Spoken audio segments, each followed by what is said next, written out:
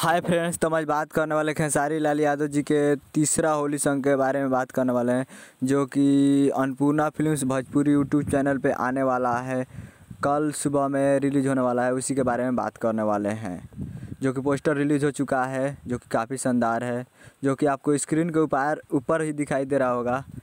होली के कबूतर जो गायक खेसारी लाल अंतरा सिंह प्रियंका जी, और संगीत दिए हैं छोटू रावत जी, और लिखे हैं अखिलेश कश्यप जी। तो ये आ रहा है Annapurna films Bhojpuri YouTube channel पे कल सुबह में।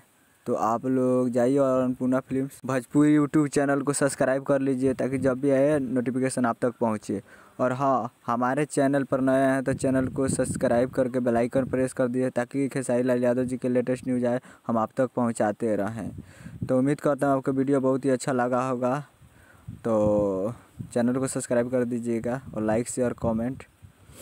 तो मिलते हैं अगले वीडियो में, तब तक के लिए जय हिंद, जय भोजपुरी।